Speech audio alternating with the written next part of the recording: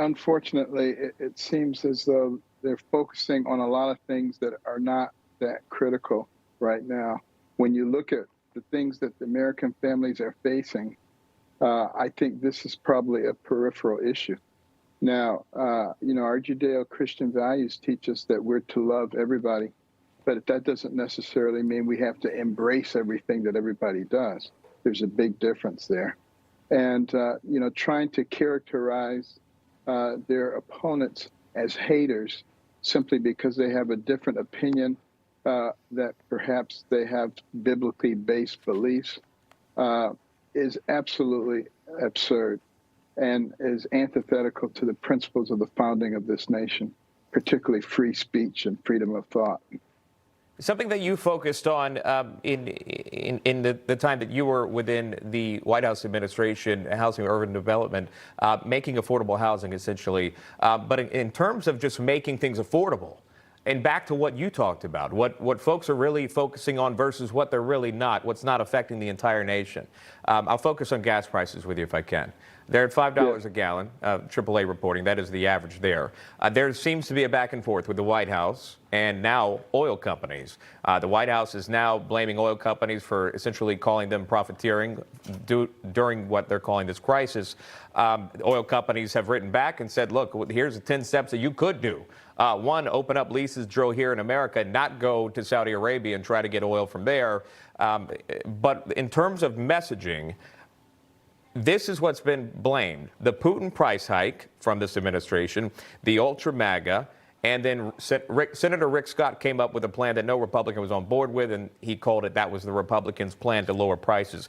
But bottom line is, this affects every American. Why is there such mismanagement with the communication of what is really impacting the average American? Well, there's a failure to use logic and common sense here.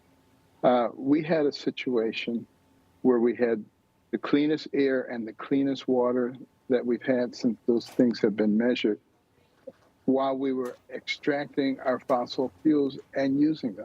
We have an abundance of them. We also know that renewable energy in the future is something that is desirable. So why not use what we have to get what we want? This doesn't have to be a you in this corner and them in this corner fight to the end.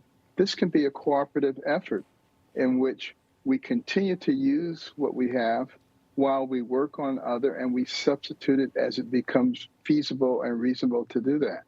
It makes absolutely no sense for us to be going to Saudi Arabia and Venezuela and some of these other places and getting oil that is less clean than the way that we use it. That's not contributing to safety and cleanliness in the world. It doesn't make any sense. And it's because it's politically driven. And that is the problem. So many of these things that are happening today are secondary to the fallout from, stopping the oil and gas industry from utilizing what we have and putting in all types of regulatory barriers and then saying, why don't you guys produce more? It just doesn't make any sense at all. And if people actually knew what was behind all of this, I think many of them would be horrified. This is like a religion for them. And they feel that they're right, and anybody who opposes them is absolutely wrong. And you can do anything you want to them. You can lie to them. It doesn't matter. And as far as the excuse making is concerned, my mother never accepted excuses from us. Anytime we had an excuse, out of her mouth came a poem called Yourself to Blame. And boy, I wish she had been the mother of our president. I think that would have helped quite a bit. I appreciate you sharing that. I've got to go back to a statement that you just made, if I could, just a follow-up. You said if people knew about what was behind this, what is behind this?